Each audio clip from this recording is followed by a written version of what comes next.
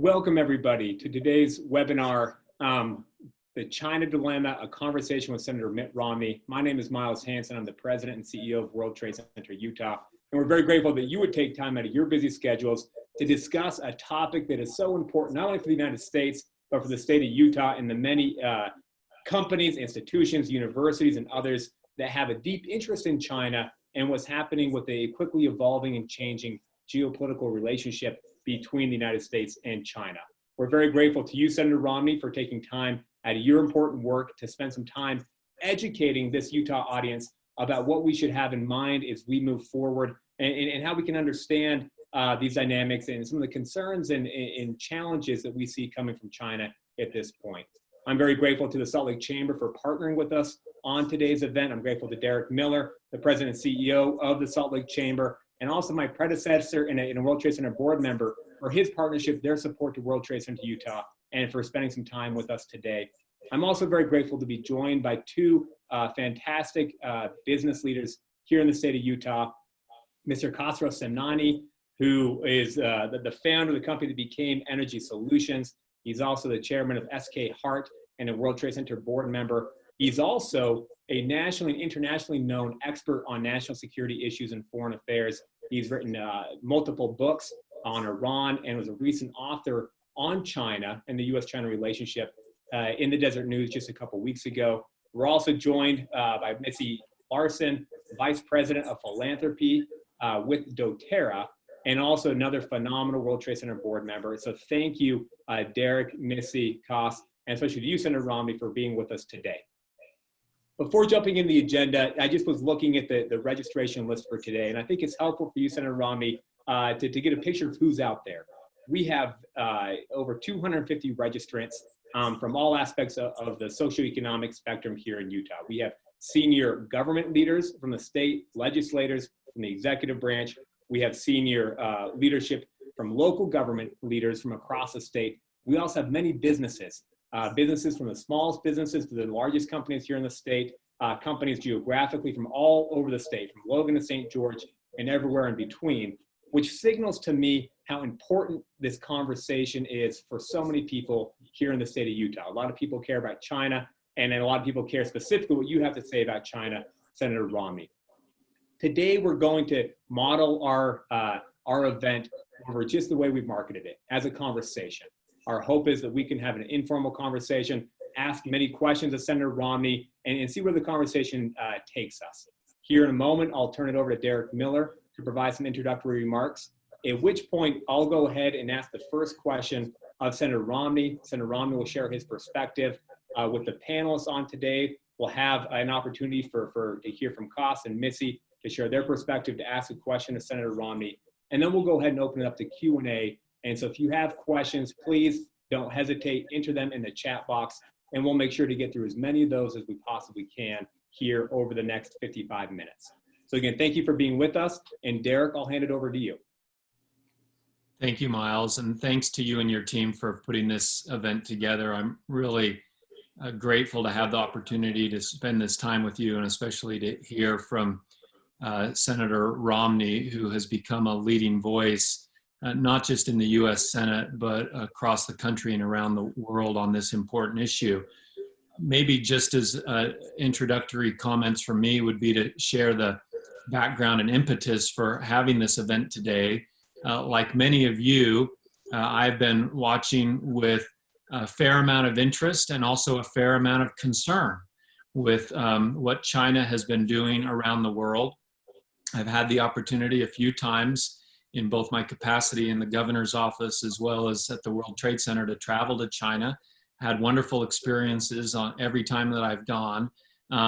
Nevertheless, and despite those personal relationships and those positive experiences, I do remain concerned with some of the things that we see coming from China. I think all of you will remember the saying from Rahm Emanuel, who was then President Obama's chief of staff in 2008, when he said, "Never let a good crisis go to waste." He actually is not the one who coined that quote.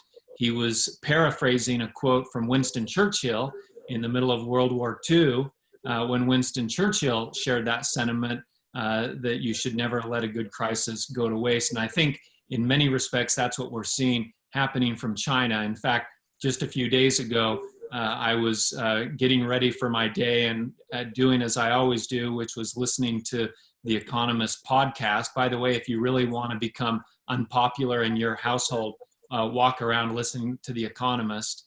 But the title of the particular podcast that morning was China Makes Its Move. And it was that day that I reached out to Senator Romney's office and asked if he would participate in just this kind of event. And then, of course, knowing that it's the World Trade Center Utah who has the expertise on all things international business, I reached out to Miles Hansen later on that day and asked if he'd be willing to put that kind of event together. So thank you, Miles, for doing it. Again, thank you, Senator Romney. We're looking forward to hearing from you. Thank you.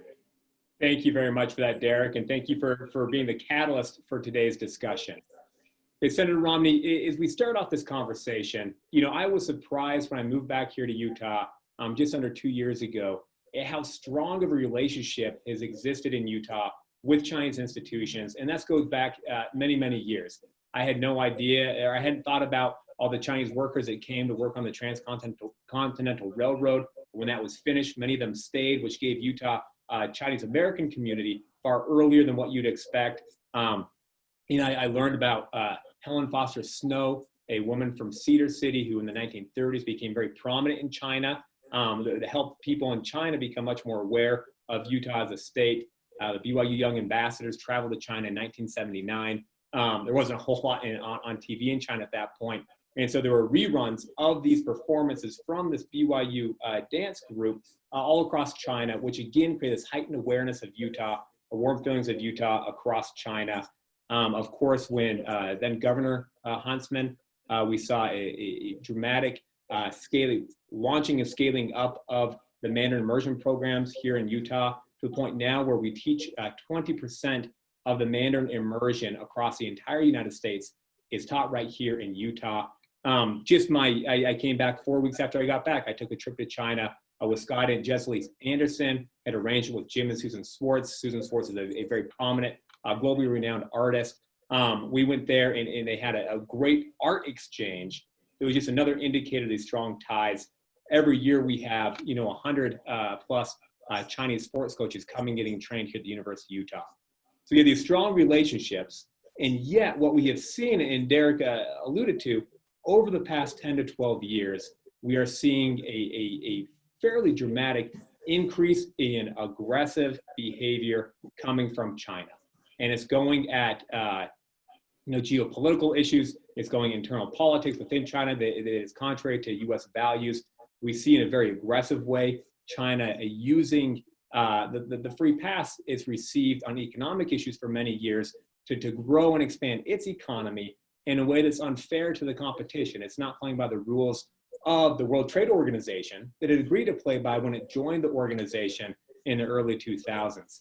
And so this has created some challenges for a lot of Utah companies. China's the issue that people bring up with us more than any other issue, just because you have these strong relationships that have been collaborating for a very long time and a growing recognition, thanks to your leadership, of the challenges that exist, the very real serious challenges, the threats that emanate from China, whether they're intelligence matters, intellectual property, economic matters, growing concerns about the human rights situation in China.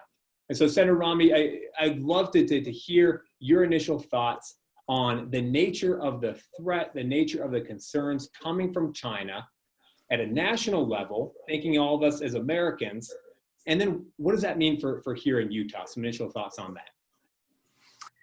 Well, thank you for the chance to speak with so many people across our state today.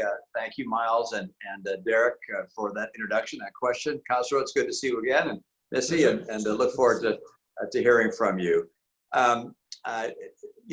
When China was admitted to the WTO, when China basically opened itself up to the West, and there was a sense across this country that there was an opportunity for us to establish relationships throughout China and convince them to adopt, if you will, principles of democracy and human rights and freedom.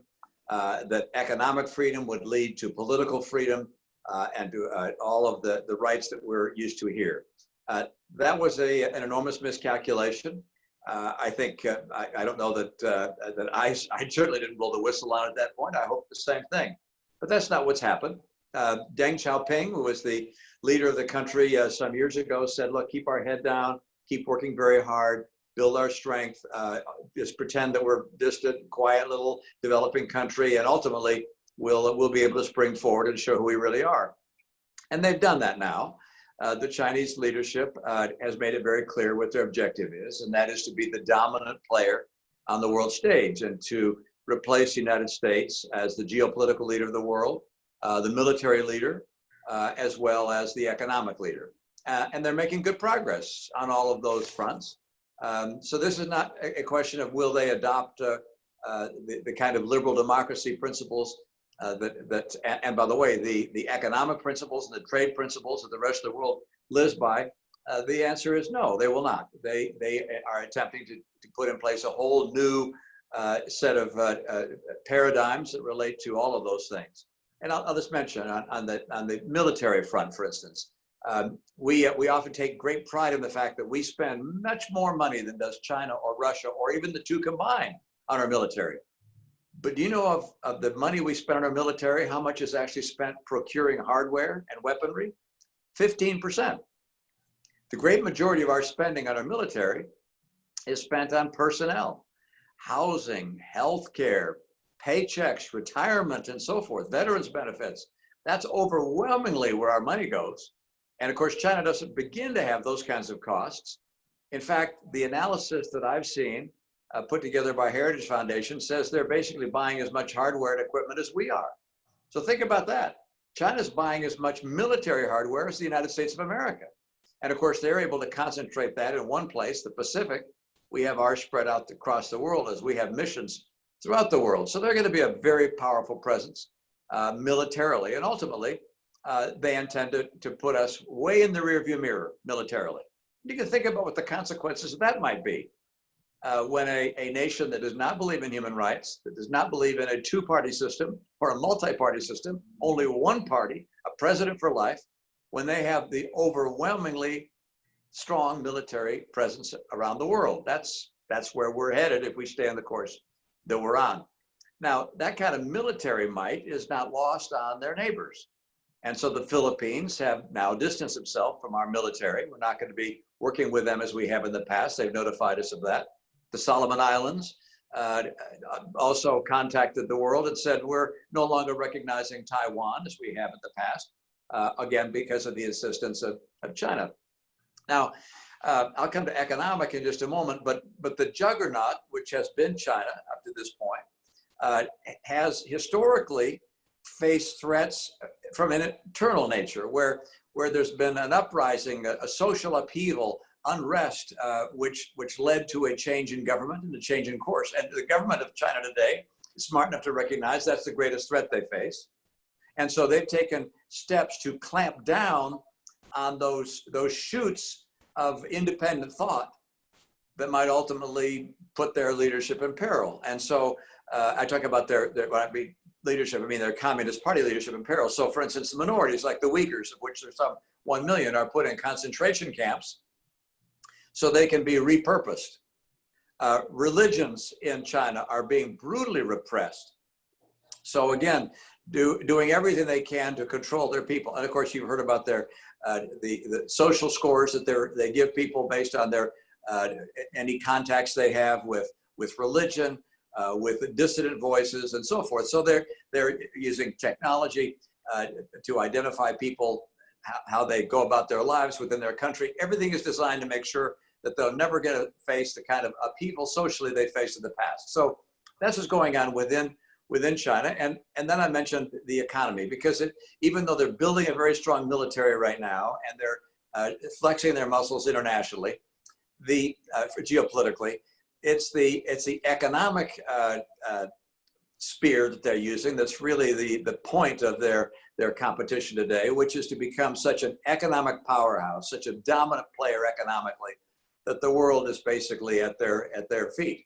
And they do that by employing techniques which are illegal basically in every other developed country. They're very effective. They're not illegal in China, so they don't feel there's anything morally wrong with them. But the whole idea of predatory practices they find is very effective in being a global competitor. So for instance, stealing your competitor's technology, they're happy to do that. Requiring a transfer of technology to get presence in their market, they're happy to do that. One technique, which is particularly powerful, is something called predatory pricing, where you take an area that you want to become a major player or the dominant player.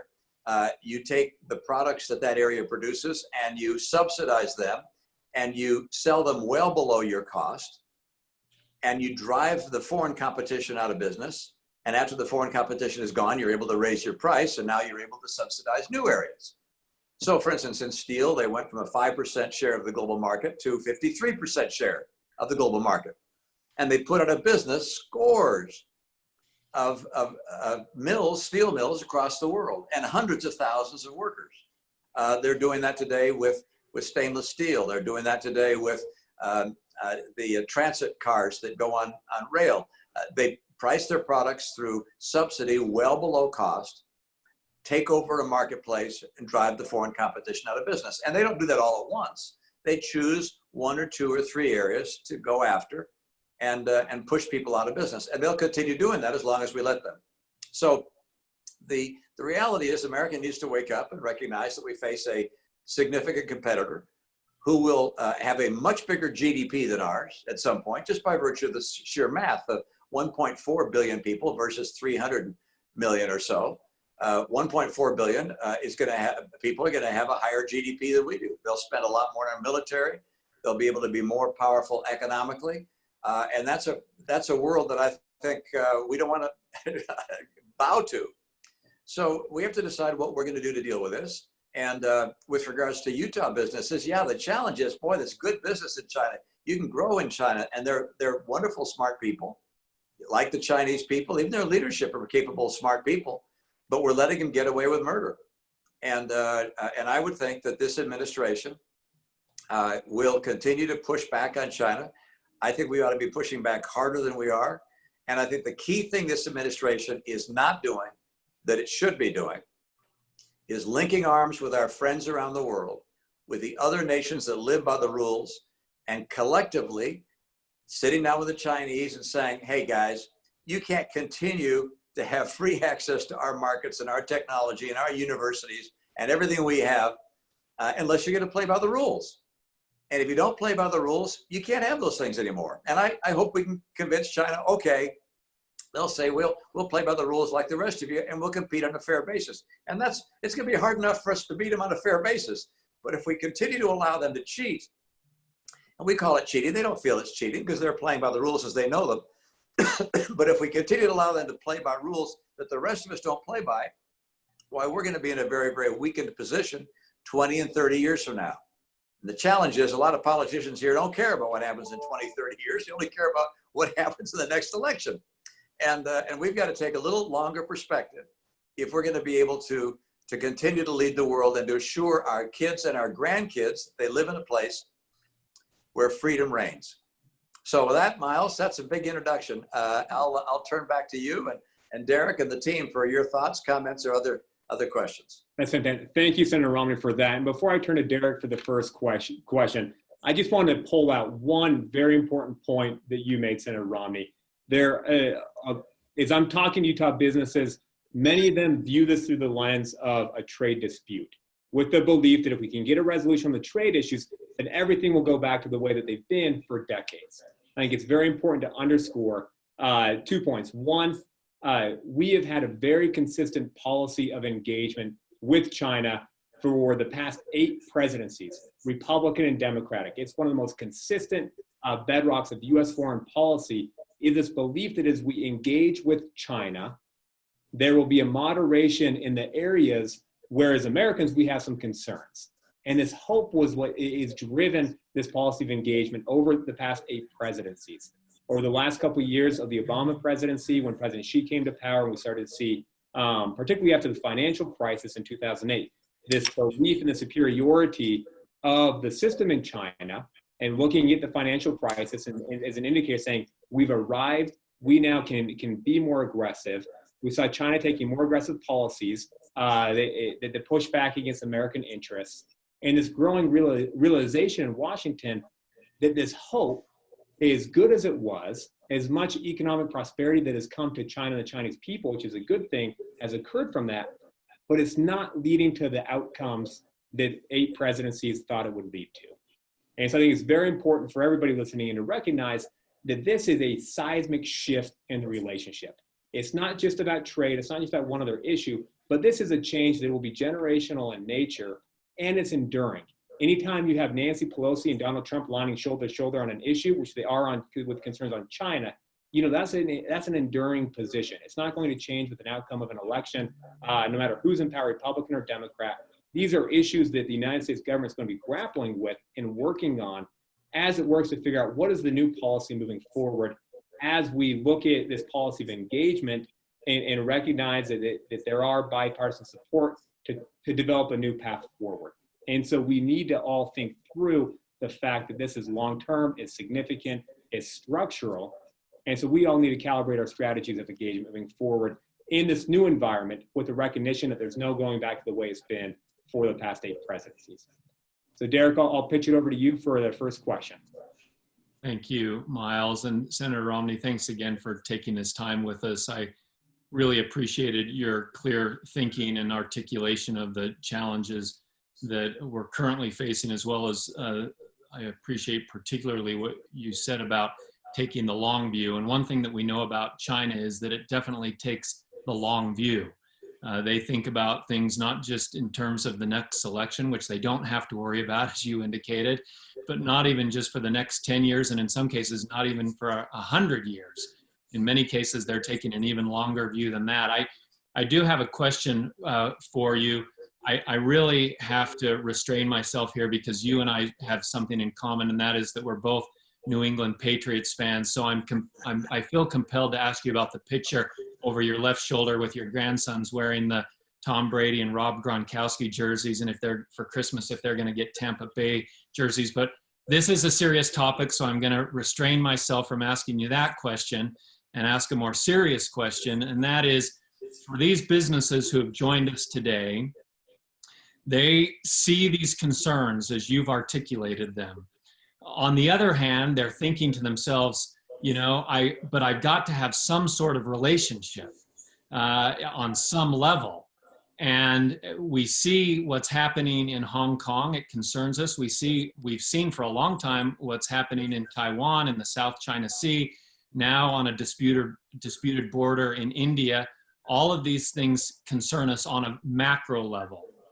But I want to ask you a question about a micro level, because you spent, before you got into politics, a very successful career in business.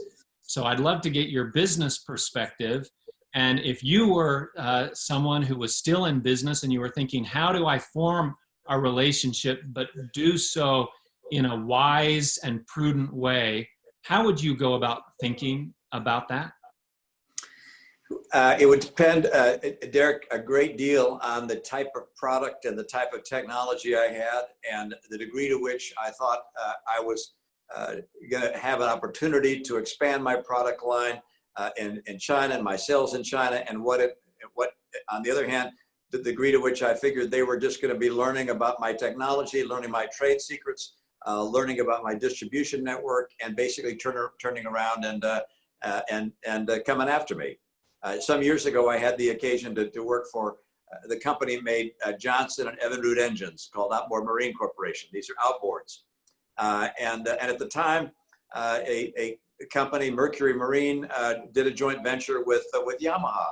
Because Yamaha was, in this case, a Japanese company that was just getting started. And what could possibly, cause any fear dealing with this small Japanese company? Well, the small Japanese company is now the dominant player in the world, and so I think as you decide to form a relationship with another country or another company, you have to ask yourself, what is the real motivation of the partner you're collaborating with, and to what extent are they going to be turning on you and stealing what they learned from you to take back to their domestic market, and even worse, to take back to your domestic market.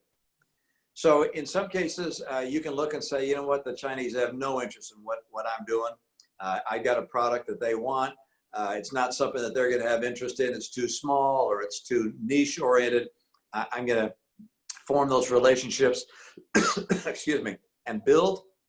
On the other hand, if you're Micron Technologies, or you're someone who's in the high-tech world, and you've got technology which is protected not by patent but by trade secret, and they want to sit down and work with you and perhaps collaborate together, I'd be very, very cautious, because it's a big world out there. There are plenty of markets to go to in the Middle East, in Latin America, throughout Asia, without really having to cozy up necessarily to China.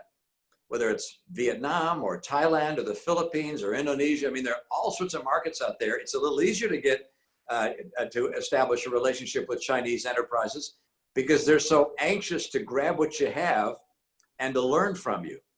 But anybody who's that anxious for a date, you better think twice about whether you really want to go steady with them or not. You know, spread your. I mean, I would look and say, look, I'm going to take advantage of the Chinese opportunities, but I'm going to also make a very concerted effort throughout the region with other countries, with also in the EU, in the Middle East, in Latin America.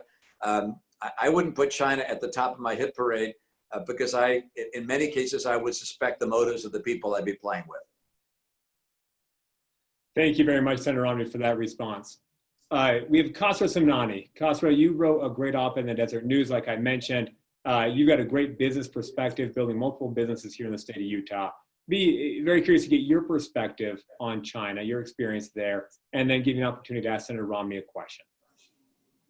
Thank you very much, Miles. I appreciate that, Senator. It's a pleasure visiting with you, and thank you for your time and opportunity to visit with you again. I don't know why I want to call you Governor Romney, but I still will.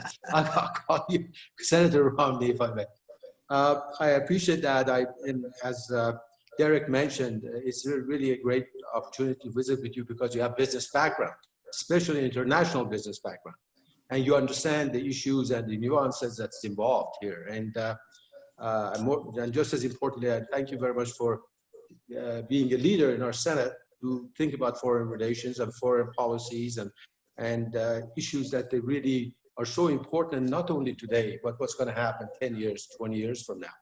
And just very briefly, I just want to tell you, you very much put your finger on it, that you said something about in China, we're not talking about a country that is just simply, you know, trades or do business like the rest of the countries in the world. And as we have to keep in mind, they are a communist country. They are not Germany. They are not Japan. They are not France. They're a communist country with that ideology, with those goals, with those way of thinking.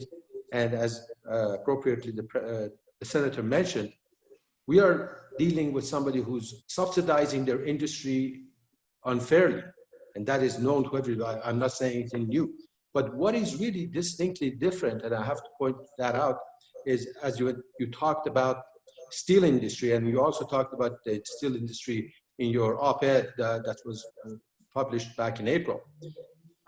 We are not only dealing with subsidized industry, that their equipment, their taxes, their issues regarding the money that's available, but more importantly, just as importantly, steel industry is one of the commodities that's very unique, because these commodities like steel, copper, aluminum, and so on, anywhere between 29 to 88% of the value of a ton of steel is generated by energy.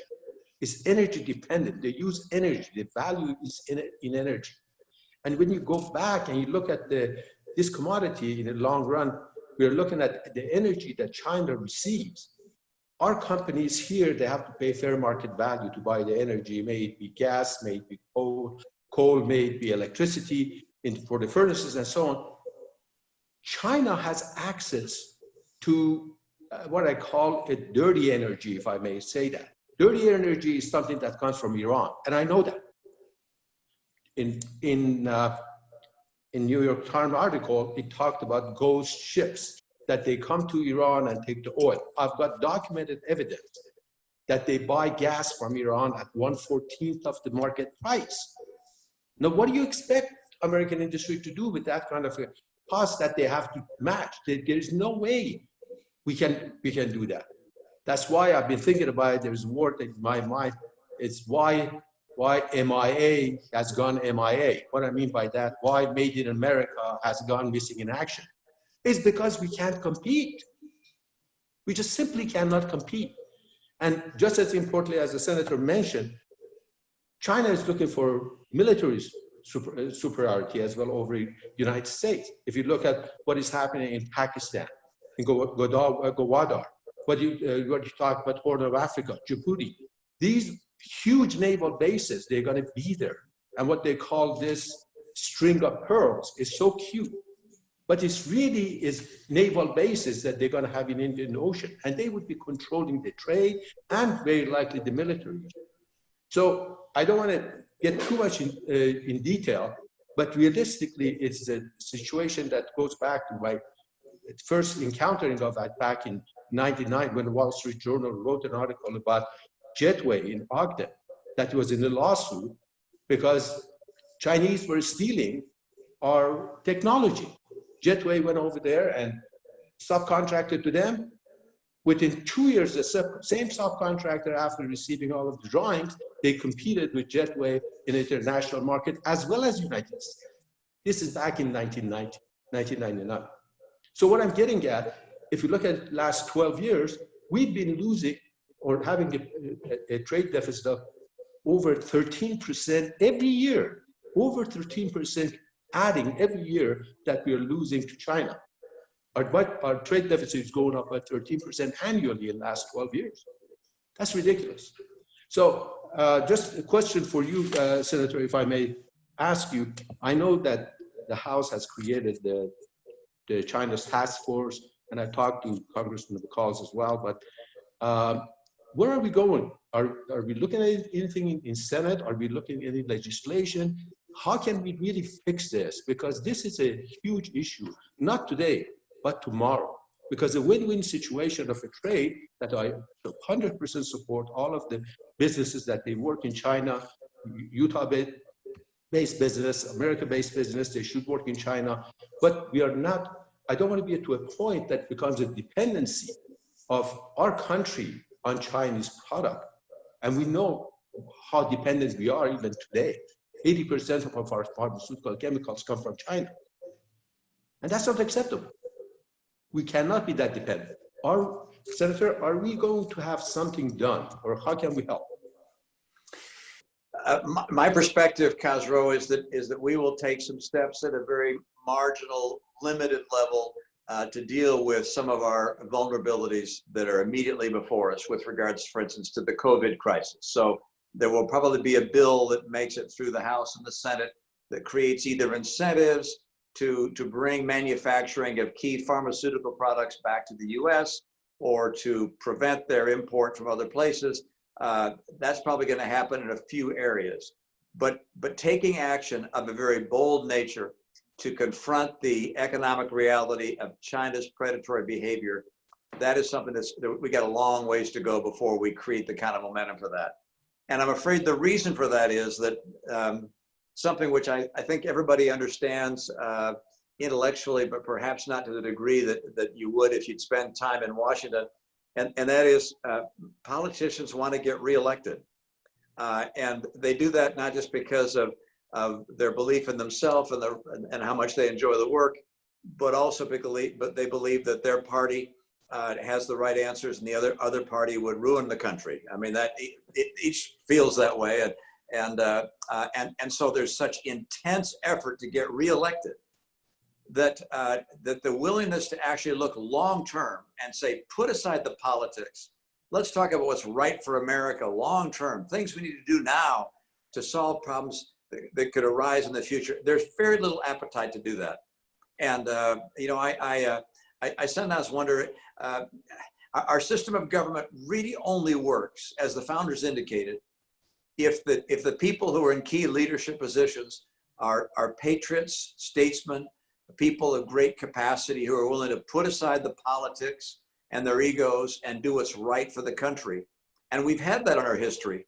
But I think over the last couple of decades or whatever, there's been more and more of a movement towards fighting to protect one's political party, fighting to make sure that one's political prospects are best.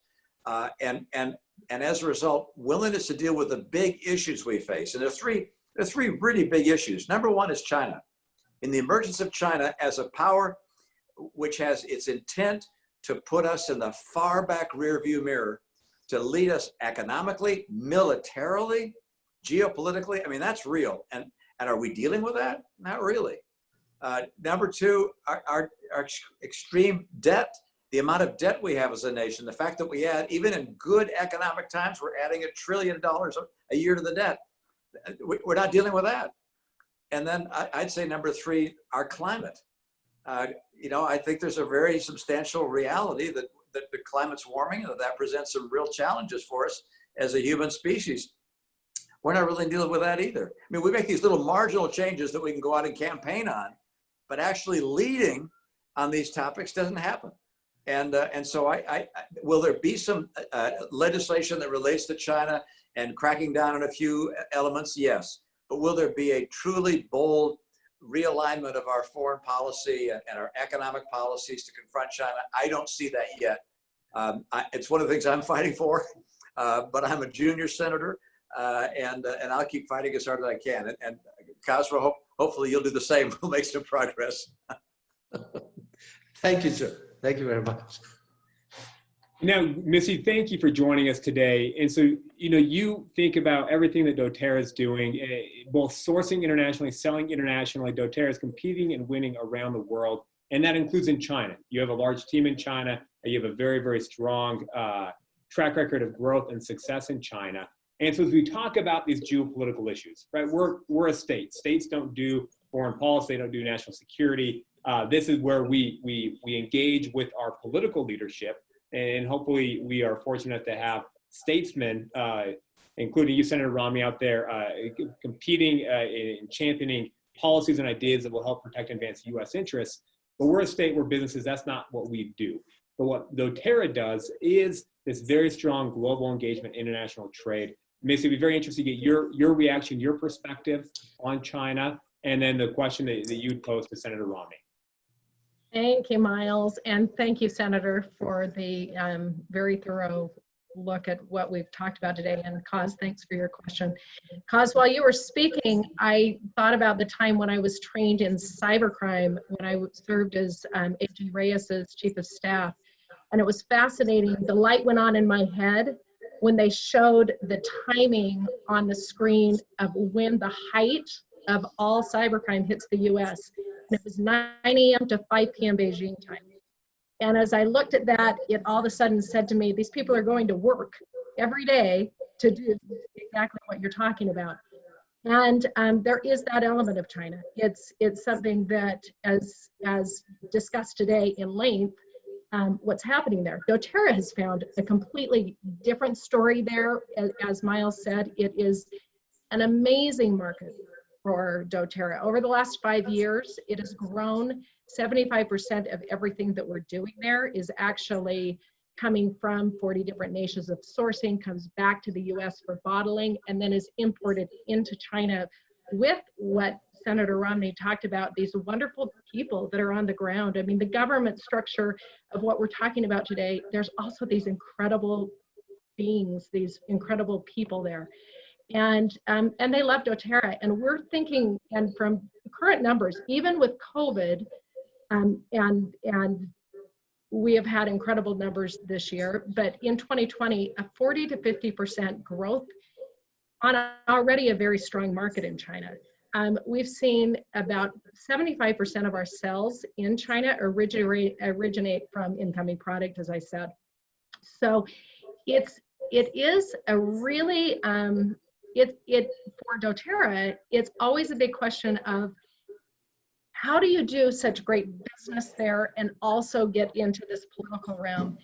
And I'm so surprised. I did see some of the questions coming in from people who are listening for you, Senator, and for the panelists. And And I'm surprised we haven't gone to tariffs yet today. So the one question that came from our GM there was, is trade tariffs, is that really the answer? Or the threat of tariffs? So what are your thoughts on that? And does that solve anything? Well, it's really the only tool we have.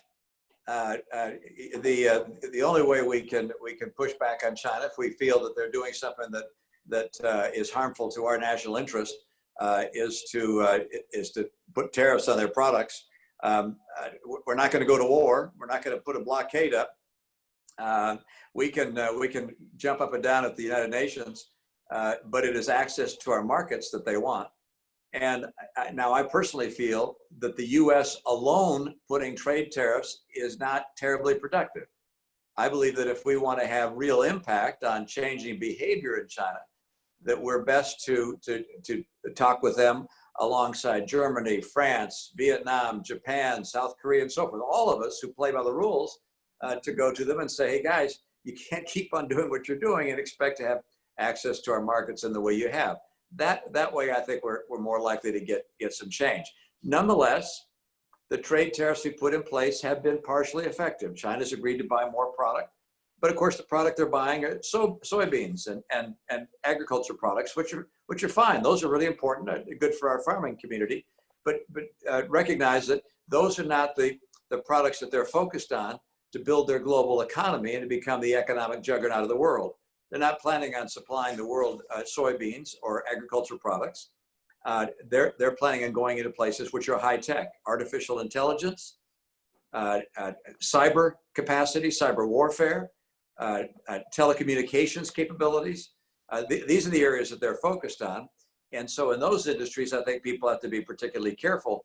I would think I don't know doTERRA's business well enough to be able to characterize the nature of your relationship or how it ought to be structured with China, but I think you'd be relatively safe. But if someone is manufacturing, let's say, turbine blades for jet engines, and we're doing that in the U.S., I'd be nervous about getting together with the Chinese to do so.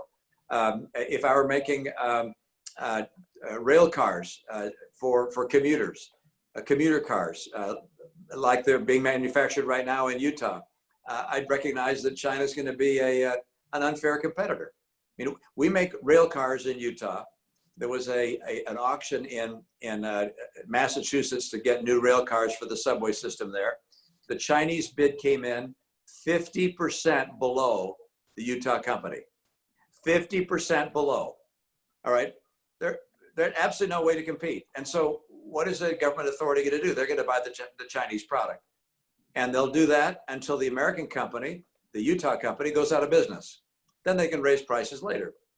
This is the approach that they'll take. So you just have to be very, very careful. But again, the Chinese people are terrific. But you know, the Russian people back in the days of the Soviet Union, they were terrific too. I'm not equating them, but I'm just saying the people are generally very, very good. But the system of government, as Khosrow has indicated, it is a communist system which believes that the right approach for them in their own country is to repress independent thought and to repress any kind of dissident whatsoever and to repress freedom. And not only do they want to do that in their own country, they're trying to convince other countries to do the same thing. So they're geopolitically moving in a very aggressive way to promote authoritarianism and to support authoritarian rulers. So we've got to be aware of that. I'm happy to make hay while the sun shines. And if a Utah business is able to sell a lot of products into China, terrific. Make as much money as you can. But recognize in some cases that the company or the country that you're dealing with is intent on stealing as opposed to paying. Thank you, Senator Romney. And that's a really critical point. This is nuanced, right? The takeaway from this conversation or other conversations is not that we should completely decouple economically. It's not that companies, institutions should not engage, should not build and strengthen those relationships. It just needs to be done in a way where everybody is very clear-eyed about the challenges that exist. And so then each individual company and institution can design its strategy in a way that protects against the threats, and it can focus to protect and advance the interests of that institution.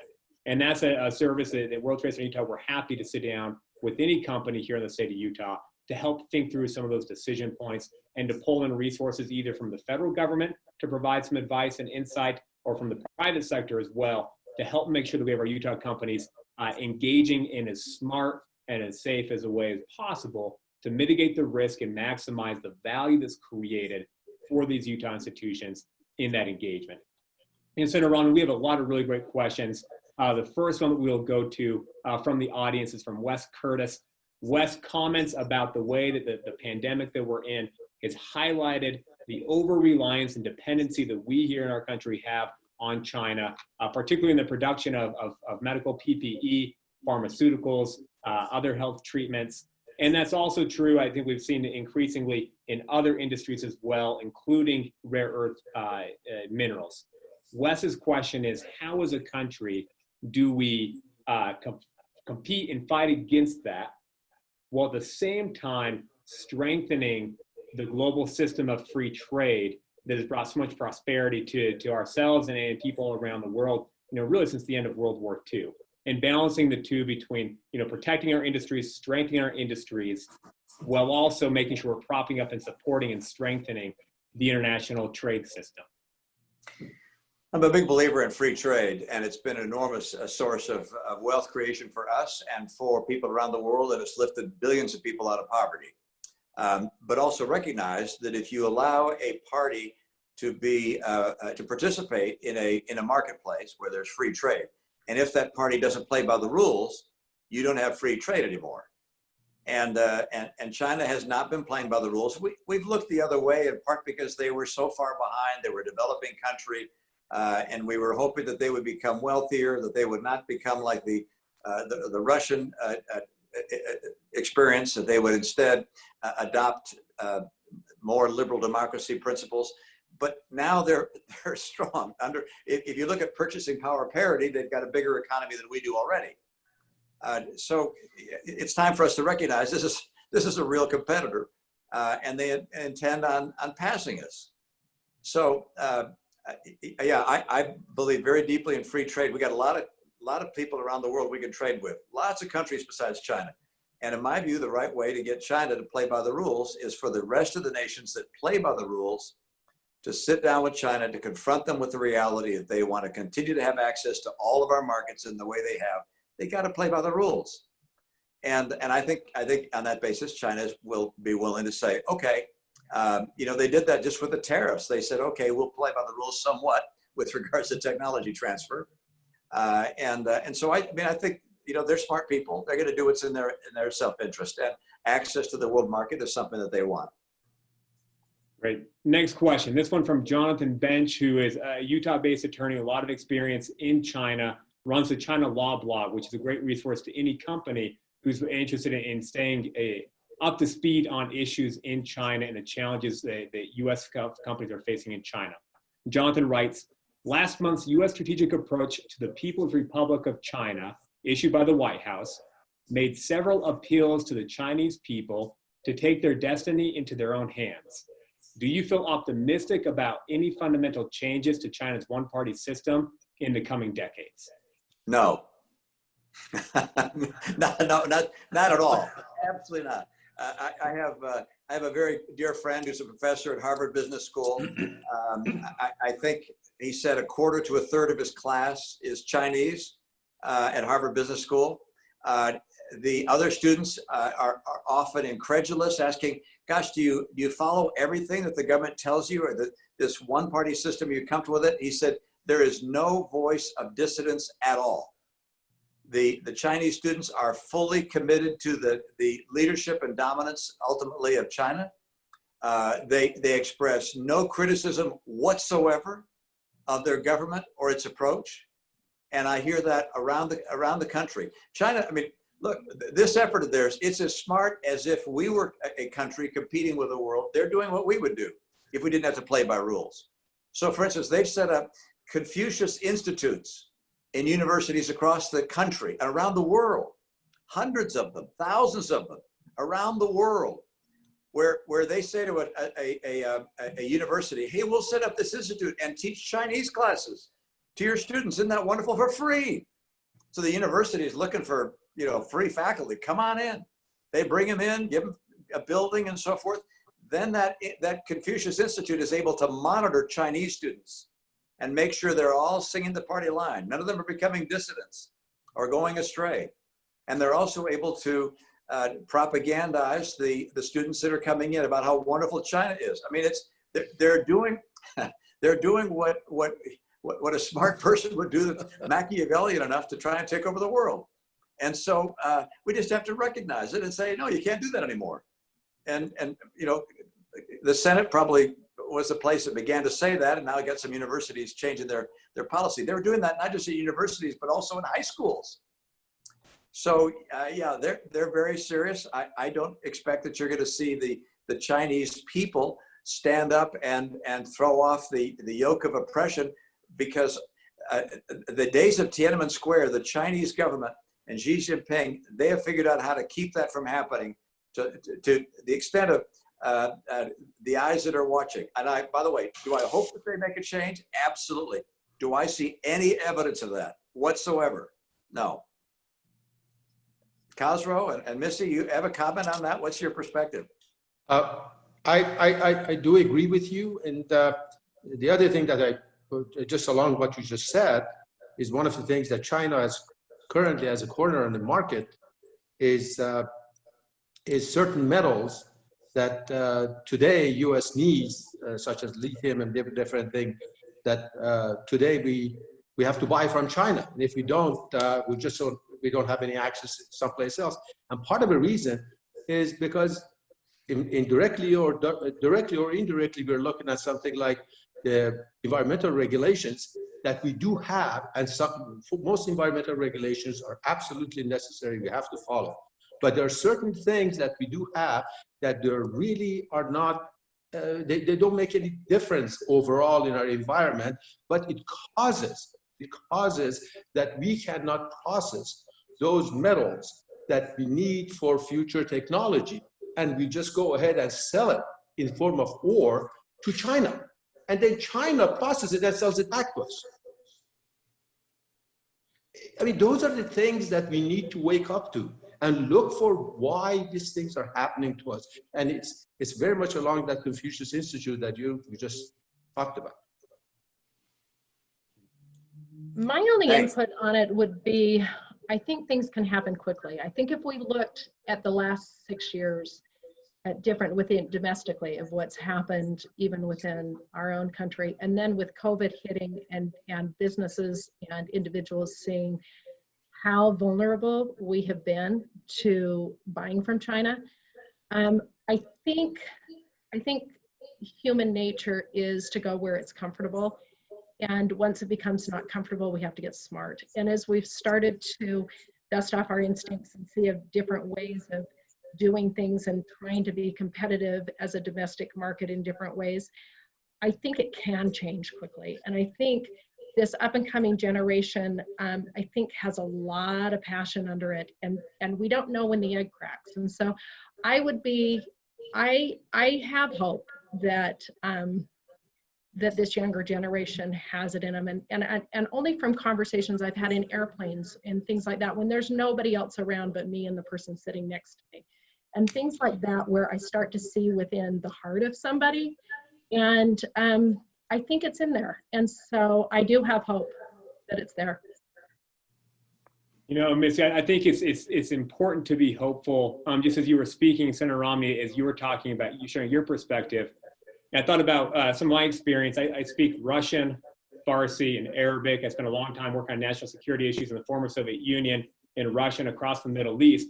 And so I've worked a lot in countries and with people where we have adversarial relationships. And one of my key takeaways from those experiences are twofold. One, Missy, I agree 100% that there are wonderful people who do hope, who do look at the United States. Even though times seem pretty tough here in the United States, we are still the shining light on the hill, and there are very few people anywhere in all that part of the world where I spend a lot of time that wouldn't do anything to come and be able to participate in the political process, in the economy, in our society that we have here in the United States. At the same time, I've seen how durable these regimes can be. And the hope would be that regimes that are predicated on values that are inconsistent with the values and the principles that we have been able to demonstrate create so much wealth and prosperity and success here would be able to overcome those principles and values and systems that are inconsistent with those values. But yeah, I think about Iran in particular, and Khosrow, you know it's better than anybody. There is great durability in the power of regimes, and the tools that we've seen create so much good and prosperity and globalization over the past couple of decades, unfortunately, are able to be manipulated and harnessed in a way that makes it very, very difficult for change to occur unless if there is significant support at high levels. And under President Xi, it's pretty clear that he's done an effective job of consolidating that power, which leads me to believe that we are in a situation that will be durable, and therefore, for the foreseeable future, we all need to figure out how do we engage in this new environment that we find ourselves in. And Senator Romney, one last question before we go ahead and close. This comes from Dan Stevenson, who is an expert in China. Spent a lot of time in China, built businesses in China, spent a lot of time here in Utah. He asks, he validates the concerns on China. He talks about how most of our conversation at this point, from a foreign policy perspective, is how do we apply pressure to China to try to get it to change its course. At the same time, we know that we have many strengths here in the United States. Everything from, you talked about GDP in terms of purchasing power, but then if we look at per capita GDP, we're still far superior in the United States, 64,000 per capita versus 18,000 there. Household wealth, almost double here in the United States, what we find in China. And universities, a recent forum that produced an organization, the Center for World University Rankings, listed the top 100 universities in the world. China's first university was number 92. The United States had 50 universities in the top 92. So we have these strengths. So Dan's question is this, and perhaps your concluding thoughts. In addition to pressuring China in those areas where we disagree, what can we do as Americans? What can we do here in Utah as businesses and institutions and government leaders to build on the strengths the United States has? So we're focusing on strengthening ourselves in those areas where we have competitive advantage to therefore increase our ability to go and compete and win in these areas where we do have conflicting interests with China. Well, you mentioned universities, and it's not lost on the Chinese that some of the best universities in the world are here in the United States, and that's why they send their students here. Overwhelmingly, the foreign students in our universities, in our top universities, are coming from China. I think it's half the student body at MIT. So they take advantage of our universities, and they focus their students on STEM subjects. Our kids focus their education on liberal arts and finance, and so we will have finance capability, and they will have the scientists that are building some of the products of tomorrow, and so they're making an effort in that sphere. That's probably the area that we have the greatest advantage at this point, as well as companies with technology. We have companies with technology and know-how, and we have educational systems that are fabulous. And so with regards to our companies, the best thing we can do is make sure we don't have their technology stolen. All right, so that we keep the asset that we have, the advantage that we have, and the entrepreneurialism that we have, and make sure that we don't kill the entrepreneurial spirit in this country, because that's what's allowed us to be the economic dynamic entity that we are. So we don't want to kill that. And then with regards to our universities, we want to maintain the quality of education, but it makes sure that our students also take some of the tough subjects. They take computer science, they take STEM subjects, so that we continue to have a lead in technology as we've had. Our GDP per capita, I'm not sure how we use that to our advantage. Again, China, with a much lower level of GDP per capita, is able to make as great an investment in their military as we are. So advantages we have: protect our technology, protect our entrepreneurialism in our institutions of higher learning, make sure that our students are taking some of the tough subjects. And by the way, my own view is anybody that comes here from around the world that wants to go to an institution of higher learning in America ought to have a green card stapled to the diploma when they graduate. The reason America has become the economic engine that it has been is in large measure because this has been the place that the best and brightest and entrepreneurial have wanted to come from all over the world. And right now we're saying you're not welcome here, which is nuts. We should be saying to the world, if you're smart, energetic, and want to start a business and get a great education, come to the United States and we'll let you stay here the rest of your life. Instead, we're having them come here, learn our technology, go to our best institutions, and then insisting they go home. It's absolutely nuts. We're not doing the things we ought to do. But it's a great question, and one that I think has a solution that's looking at us right in the face. Thank you, Senator Romney, for your perspective and your answer to that question and all the questions today. Thank you for spending time with us. Can I sneak in one more question? I'm so sorry. Just given the relevance of everything, in light of the current Black Lives Matter campaign, compelling needed reform at home, is it not possible to level with China in the same way? With slave labor and mass concentration camps, it's no surprise their bids are low, and it could be argued we are in effect outsourcing slavery and cheap goods given no process on human rights. You say we're outsourcing what? I didn't quite hear that. What did you say we're outsourcing? Yeah, so in effect, we're outsourcing slavery for cheap goods given no process on human rights. Is it possible to level with China in the way that we're kind of leveling with our reform at home? I'm not, you're gonna have to help me with that question. Let me recast that. So okay, please. It sounds like the question is, given the really significant human rights concerns that are in China, and you look at forced labor, Uyghur camps, everything else, the things that we've talked about today, is it a moral problem for U.S. companies to be sourcing in China, be doing business with China, given the human rights concerns that we know exist there? And then is there opportunities to engage China on those issues in a more aggressive manner? Well, the answer is yes, which is the world should be engaging China on human rights abuses in a much more aggressive manner, but we're not. Muslim nations around the world are not going after Chinese practices with regards to the Uyghurs.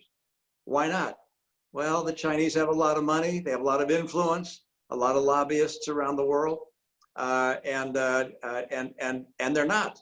I mean, if the world Muslim community stood up and screamed about what's going on to the Uyghurs, why that would have an impact. We talk about it, and we should continue to talk about it. But you know, America talking about a Uyghur problem doesn't get much attention here in the U.S., let alone around the world. But I think you raise a good question about whether we should be sourcing products that are made by labor, which is not abiding by fair labor practices. And I think in a circumstance where a company were to determine that in fact that their products were being made by such labor, you're right, it's a moral issue, and the company should not be sourcing on that basis. I agree with you on that front. We look the other way too often, and I you know, what we don't have is a strategy.